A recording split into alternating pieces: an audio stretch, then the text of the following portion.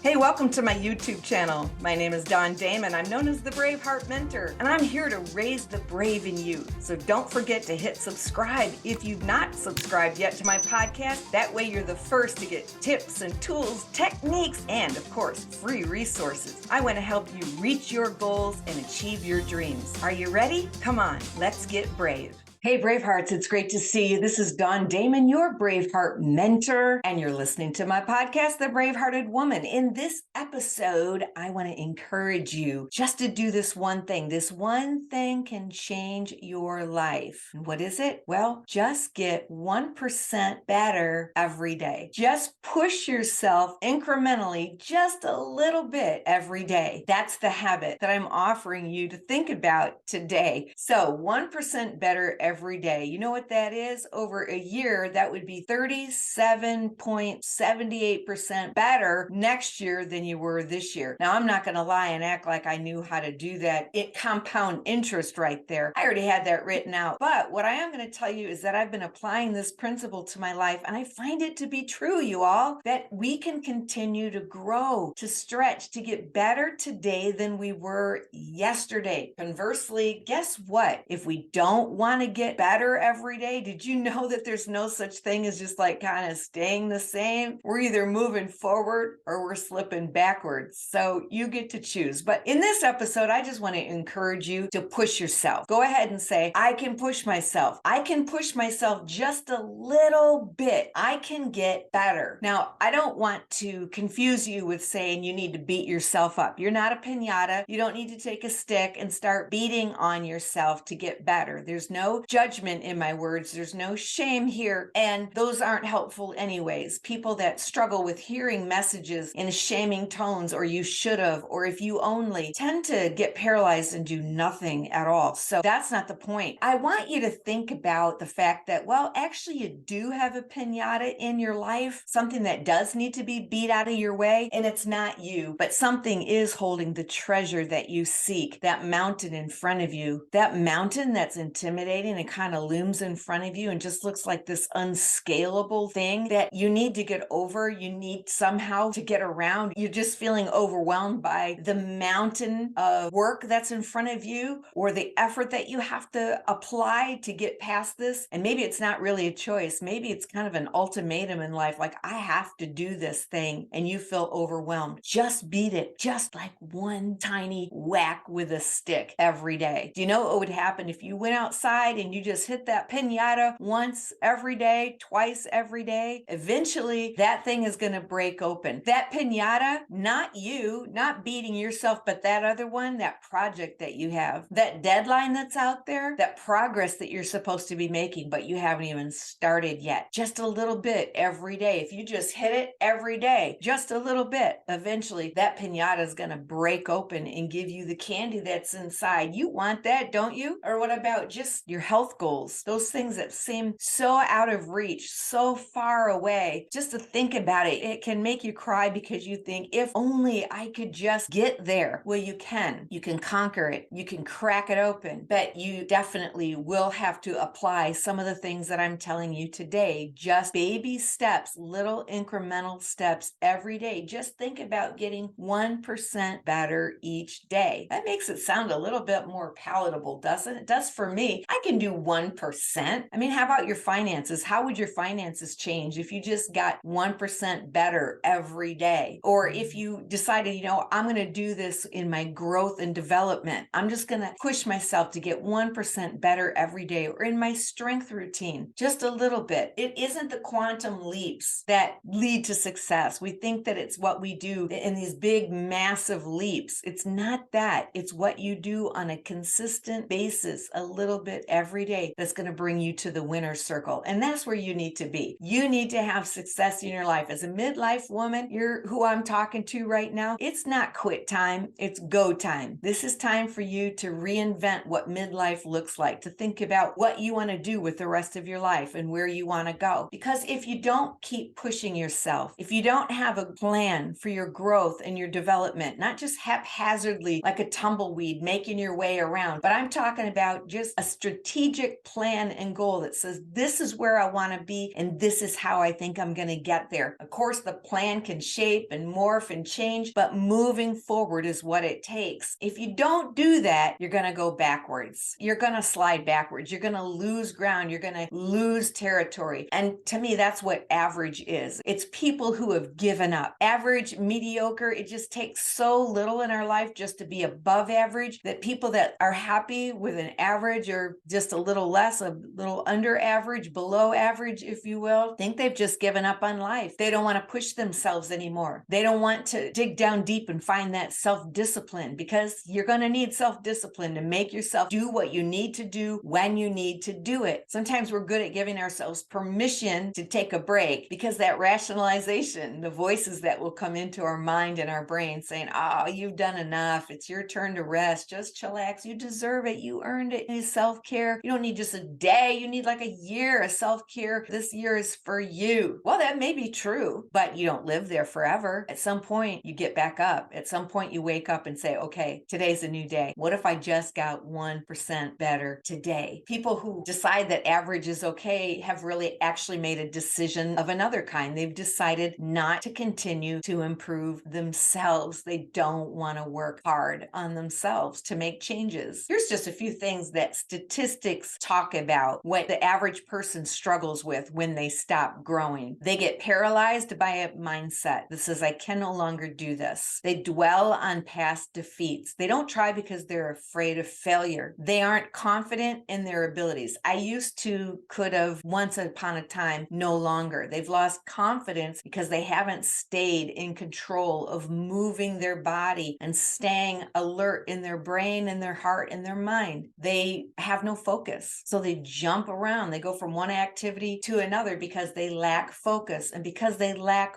focus, it doesn't really matter what they do during the day because they have no compelling vision pulling them forward. Vision, is what wakes you up in the morning. A vision of a beautiful future, of something that you want to do, something that you want to be, a person you want to become. Having a picture of that in your mind is what wakes you up in the morning. It's what gives you juice to get going. It's what makes you say, oh, it's another day. I can't wait. But people who have just given up on life kind of just say, whatever, I'm just kind of coasting now. They're not brave enough to risk something. They're not brave enough to try. And they lack the confidence now that it takes to be willing to, hey, kind of throw your hat in the ring and say, I'll give it a go. I'll give it a try. People who give up, they listen to those around them that are the naysayers and the pessimists and the negative Nellies that are whispering and speaking in their ear. And this is what happens on the regular with an average person. They wake up late every morning. They scramble out of bed every morning, roll out. This is what we read in statistics. They don't read and they won't read. If you ask a person who just living an average life, hey, what's the last book that you read? What are you putting into yourself? What's your growing plan about? Well, those are 3 questions. What did you read? They will tell you they have not read. They don't read. They're not readers. They watch too much TV. They've turned in their education for nights of binging Netflix instead. So they're just constantly filling their mind with whatever's coming across the TV to them. They waste time. And if you nudge them and ask them to kind of chart their day, how are you spending your time? Time is so precious. In fact, time is your most valuable commodity. More than money is your time. You can't get your time back. They won't chart their time.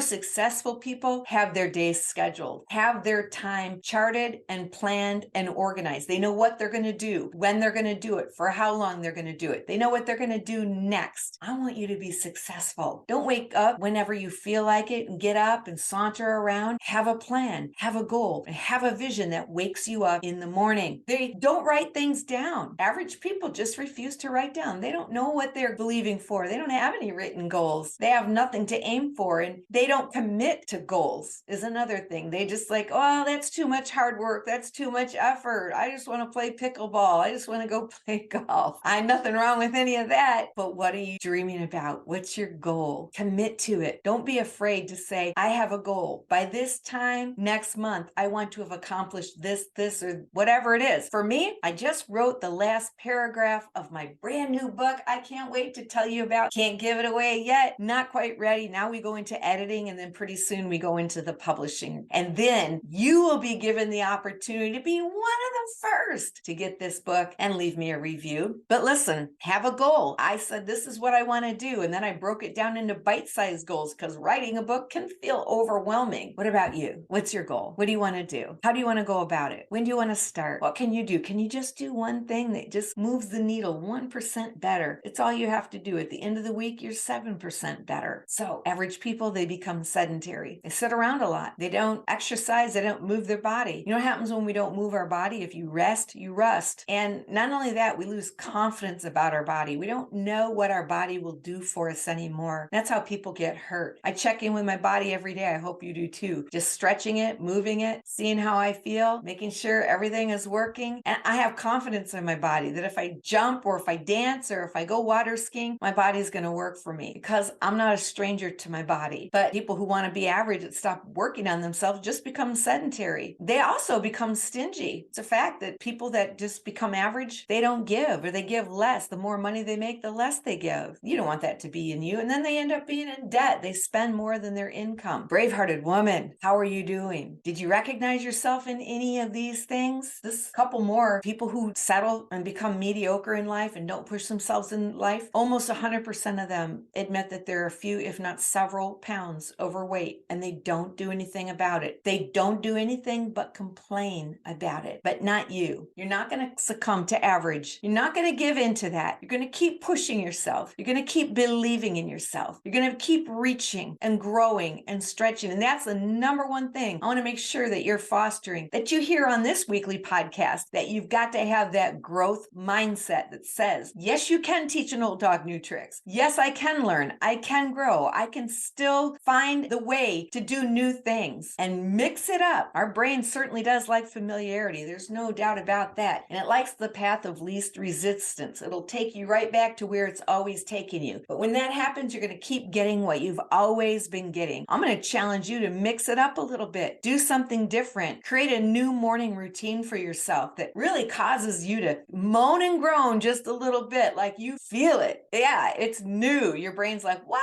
What are we doing? Why are we waking up so early? This isn't what we do. And you say, oh, yes, it is, because it's good for you, because you're exerting self-discipline. You're letting your body and your mind know who's in charge. You're letting yourself say, I'm not just going to acquiesce to average and the rationalizations and the conversation in my brain. I'm taking control. I'm the boss up in here. I'm telling my body, you're going to cooperate. You know what? All that apathy and that sluggishness and that laziness that's trying to creep in and get on top of me, no, I'm pushing you off. Okay, I've gone to preaching. Here's what above average people do. This is what you do. All right, get focused, find clarity. You know what you want. You know what you're going after. If you're not sure about that, I can help you. Let's do some coaching together. But here's the main thing. Get clear on what you're about, what you're to do on this earth, what really you love, what jazzes you. Find out what you hate, what you don't want to do, and learn to separate yourself from the things that you don't want to do anymore. How do you want to spend the rest of your life? Get passionate. Find your energy. Find your sweet spot and go after it. What do you want? Where do you want to be this time next year? Because as Jim Rohn used to always say, in 5 years, you will arrive. Oh, yes, you will arrive. Where you will arrive, that's yet to be seen. And it's largely up to you. Do you want to arrive at the place, the winner's circle? Do you want to be a contender in the ring? Do you want to be strong and tone and fit and alert? Do you want to be successful, having earned income, wealthy, an entrepreneur? Where do you want to be? Or do you want to be that much more out of shape, that much more out of touch, skills lacking, sad, feeling depressed and unfulfilled? You get to choose. And then find your discipline. This isn't a popular word, but the discipline to make yourself do what you're supposed to do when you're supposed to do it. That kind of self-discipline. Nobody else is showing up with a whistle. They're not dragging you out of bed. They're not forcing you down into the exercise room. They're not forcing you to open that book or read your Bible. They're not going to force you to pray this morning. Nobody's showing up, dragging. And if there is somebody showing up for that, I bet you don't like them. You're like, quit bossing me around. I'm sure you don't appreciate it. Reach down inside. Find that self-discipline. You can do it. You're not an immature baby. You're a wise woman. You can find that discipline. You can wake up early. You can craft out some time to develop, which is my next point, a powerful morning routine and include the things that are important to you. Now, for me, I love my morning routine. I don't want to go without my morning routine. I wake up at least 2 hours early, if not 3, from wherever it is that I need to be, because I want to read, I want to journal. And when I say journal, I have a whole new way of journaling. I don't just write like Dear Diary kind of stuff. I have a very strategic, powerful way to journal, which one of these days I'm going to teach you how to do, because I am in the process of creating my journal so that I can make it available to you, because a lot of people have asked about it. But I love journaling. I want to have time for exercise. I also want to have time for meditation, for breathing diaphragmically. I want to take time to create, and I read affirmations, and I allow some space for my brain just to wake up. So my morning routine prepares me for the rest of the day, and I win my days because I win my morning. Are you winning your morning? If you win your morning, you'll win your day for sure. If you win your day, you're going to win your week. You win your week, you're going to win your month. That's a winning life. Not saying, oh, I didn't do it again today. Waking up with the feeling of defeat and regret and sadness that once again you didn't keep your promise to you. And then your self-esteem begins to plummet. So wake up early. Have a powerful morning routine. That's what successful people do. They also are readers. When's the last time you read a good book? Because leaders are readers. What kind of books are you reading? I like to read books that challenge me spiritually. I like to read books that challenge my growth and my personal development, that I'm reaching and learning new things, and that I'm finding some shadow sides of my temperament and personality that I know that need to come up a level. Like I need to improve in that area. I like to read books that teach me a new skill, something different that challenges my brain. I don't read books that are pointless. I don't read unless I'm on a vacation sitting on a hot beach, but really, to be honest with you, I don't even do it then. But I'm not reading the romance novels. I'm not reading just maybe a few novels, but that's my personal preference. I want to read books that build my faith and grow me. And so I pray that you are going to be a reader this season of life. You should be reading a book all the time that's motivating you and building you and encouraging you and just pouring into you, just like cascading knowledge and love and personal growth and enthusiasm for your life. Just be a lifelong learner. That's what successful people do that make them above average. They just decide, I'm going to keep learning. I'm not going to stop. I'm going to keep learning. I'm not going to get stagnant. I'm going to grow. I'm not going to just sit and take in television that's probably toxic and leaves me feeling depressed, totally depressed. I'm going to create an environment where I'm stimulated to grow and to become 1% better. I want to use my gifts. Ultimately, stay being a contributor in life. You got to get out of the receiving line and get into the contributing line. It's not all about what can happen for us, but it's about how we can bless others at this season of life, pouring into others, ministering to others. You got a lot of natural abilities. You've got talents. You bring joy to so many people. You are an encouragement to others.